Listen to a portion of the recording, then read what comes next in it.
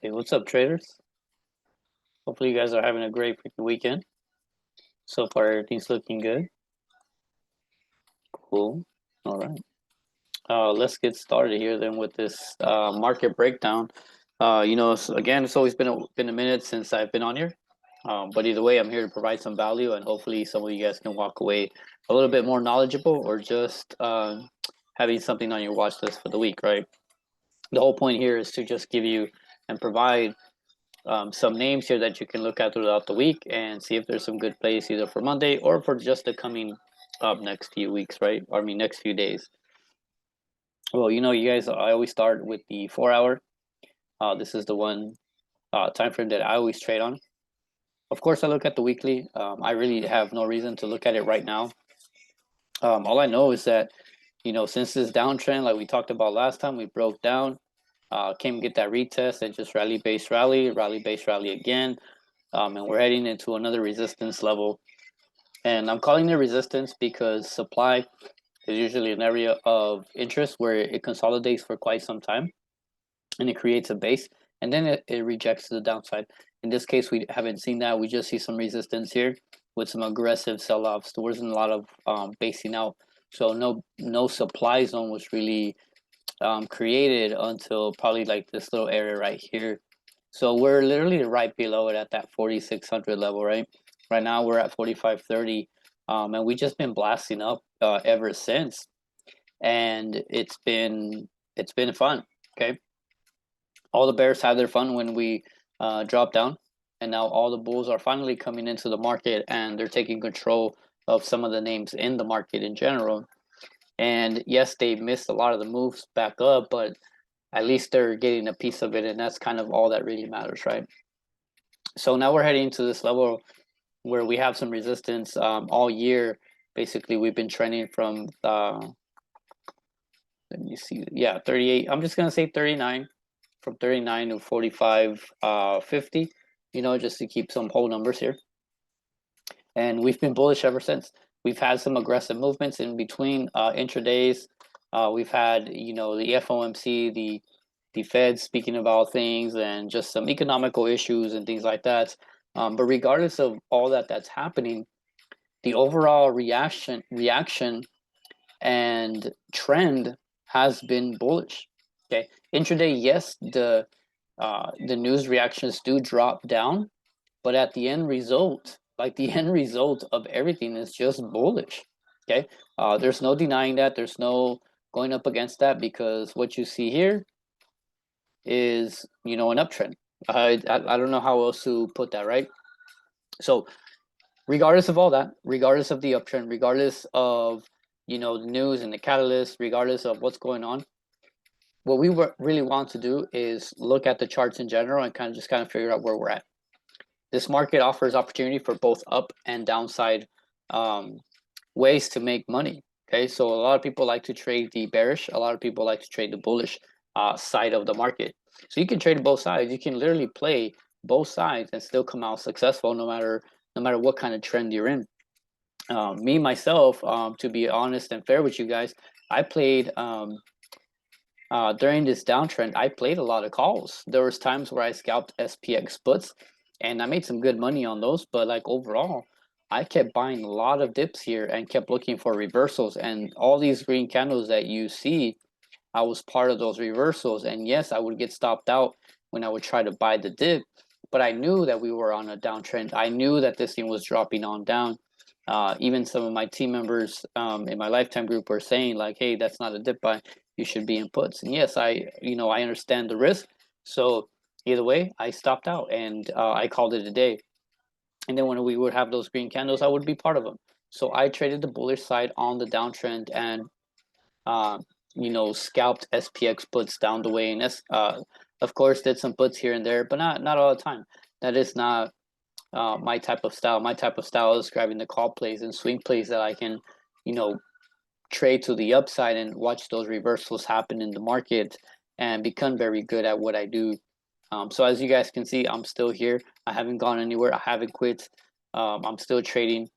Some people are not trading anymore. Some people have quit. Some people have thrown in the towel, and it's sad to see. But at the same time, I understand because the market was a bit difficult. You know, when everything just ended up dropping the past like 2 years, or just the past year in general. And now we're trending back up, and some of those people are still trying to come back, or asking how's the market. Well, the market's always been good. It's just a matter of understanding like what you're doing as a trader, whether you're trading the upside or the downside. We still make money both ways, and you could do that.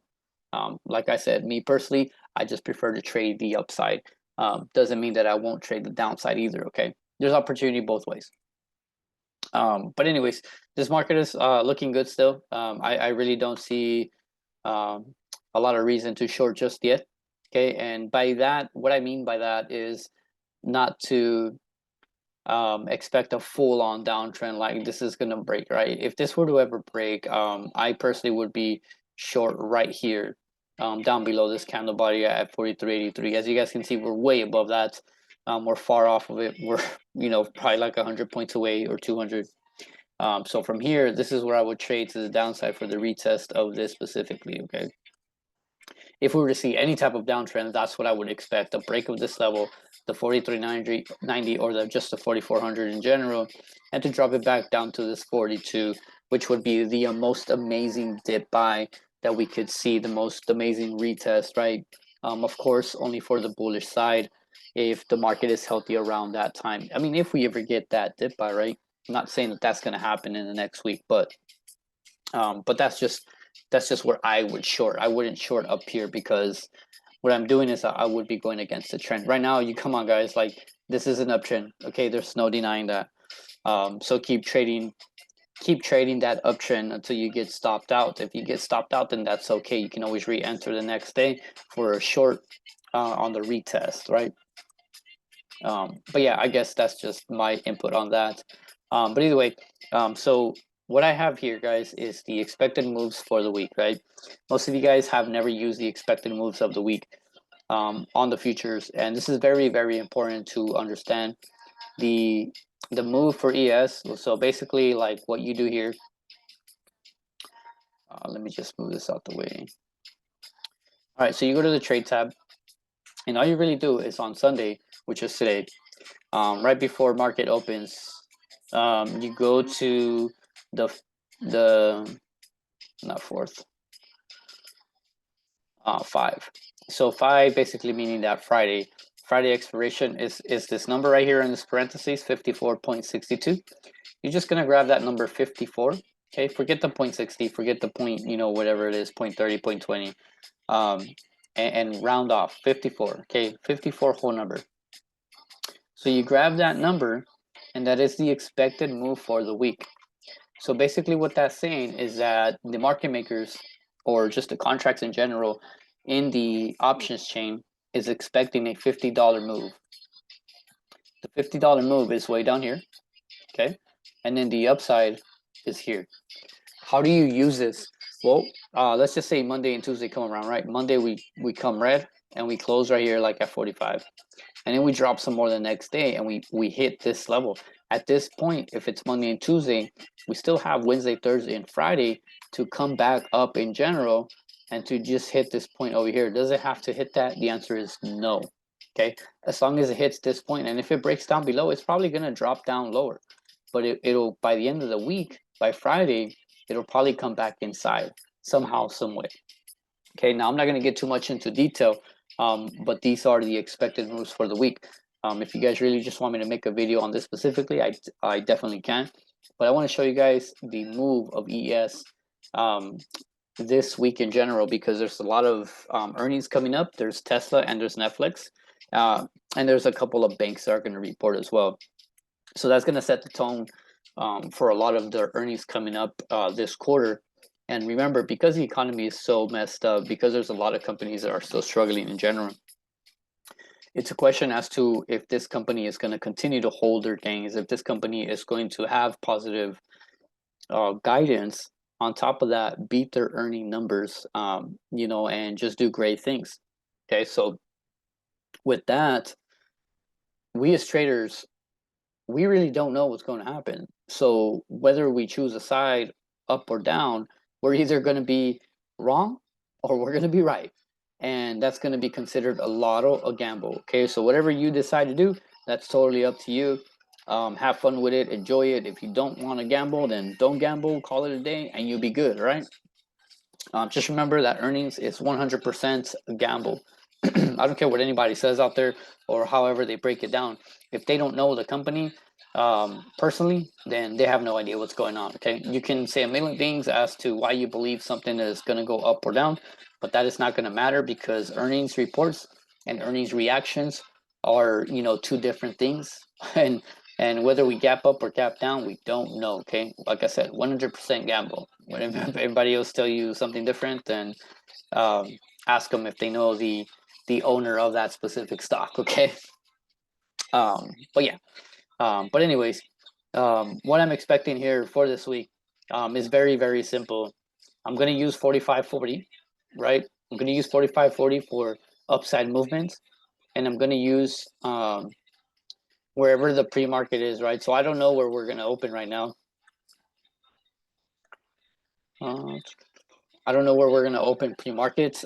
Whatever pre-market is, whatever the the bottom is. So let's just say is this right here, this 4528, and I'm gonna use 4528 as a downside alert and keep my bearish stance on this until we reach this specific level, 4485, 4480, just to get the retest of this previous base. As you can see on the 4-hour, it'll be a pretty nice retest down here. If it does go down there, I 100% guaranteeing you guys that I will buy the dip down here if that happens.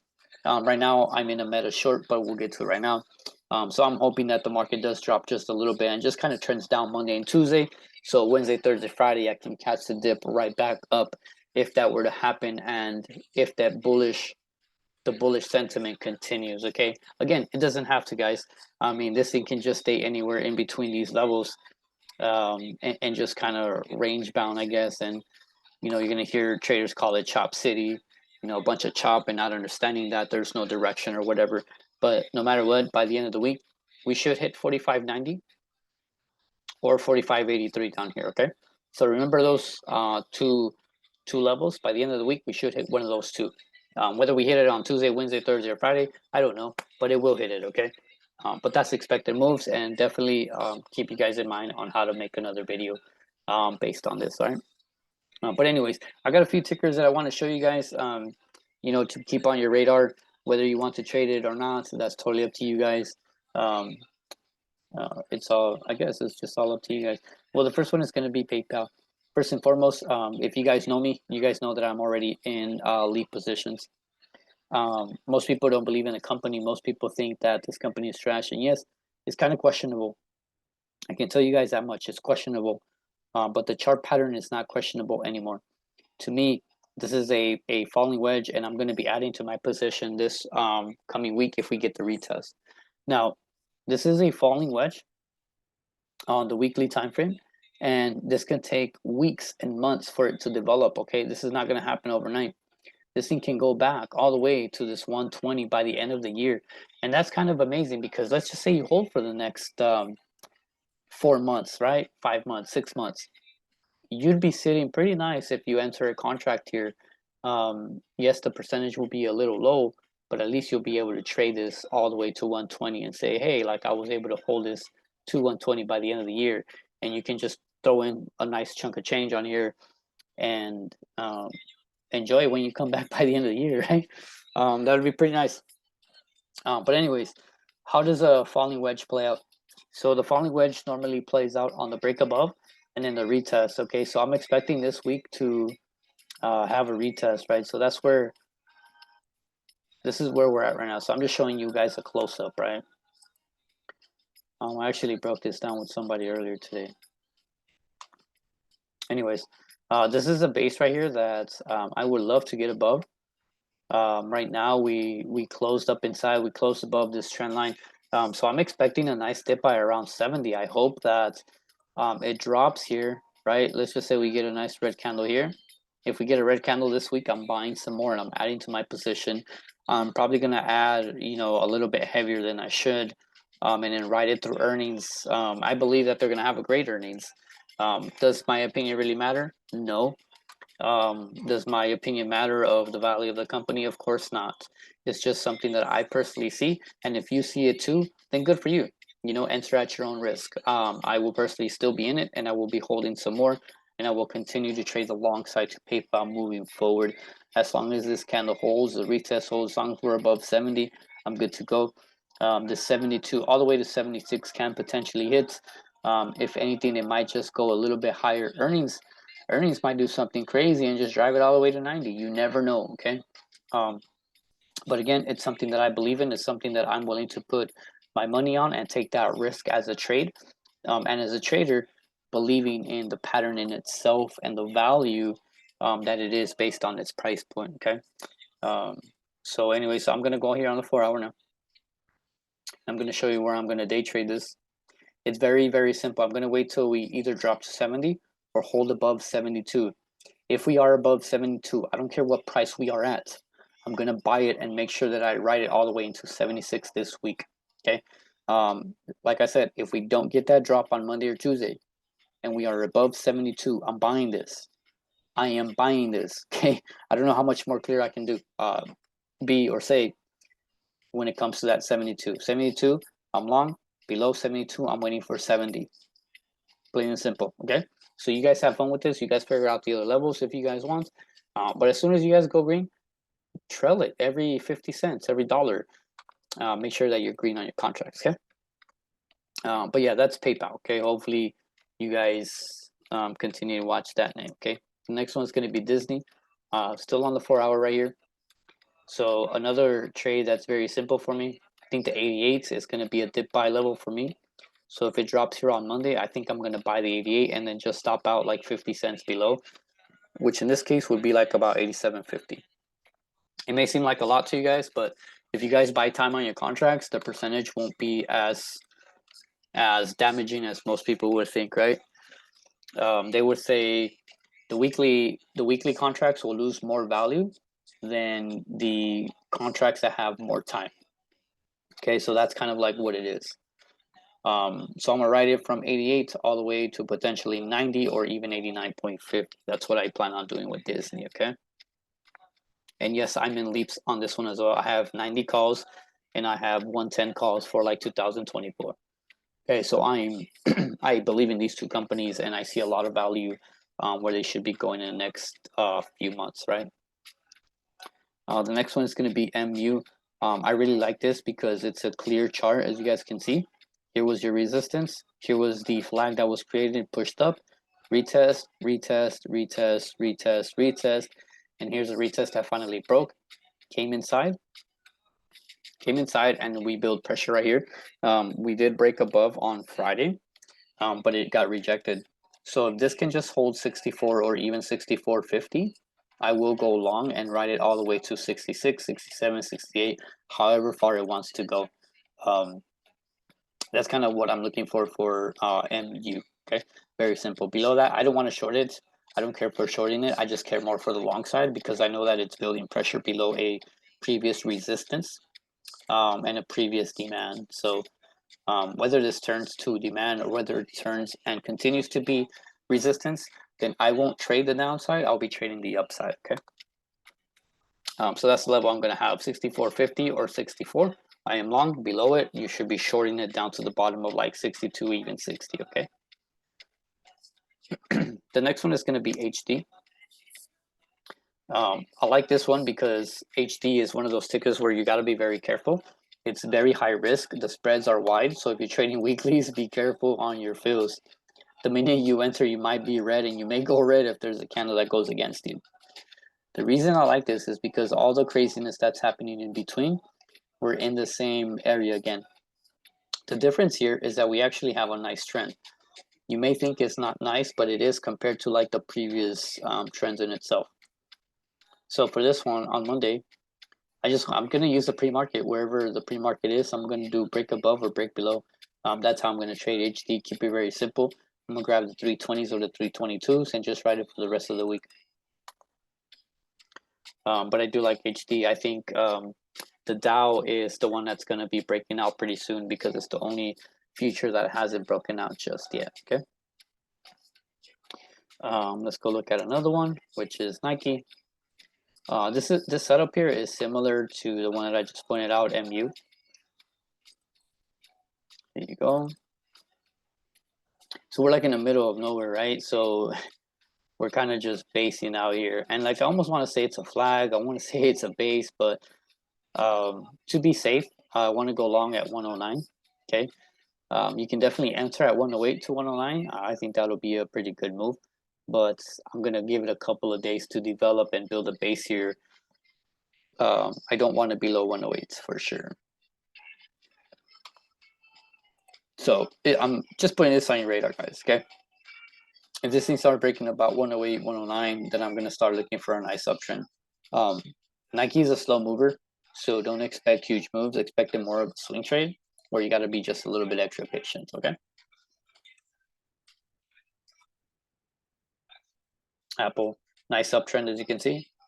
There's no denying that. Here I like that it's stalled. As you guys can see, I already charted this. I put 3 points right here that I can put as targets, basically like the 192, the 182.60, and the 194. I don't like posting tickers like this because they're like way up here already. I think there's more risk to reward to the downside than there is the upside. But when I see a nice little pattern like that, it's definitely worth it. Here's your trend, here's your base. So a break above 191 or a break below 190. I will short Apple.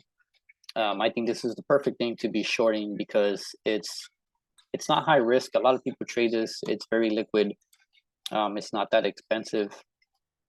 And you can definitely make some good gains on this as a day trade. So break 191 into 192, 193, 194, and 195. It should be pretty solid here if that happens. Otherwise, below 190, just short it. Okay. Again, very simple, guys. The charts are not, difficult to look at. Sometimes us as traders make it so difficult.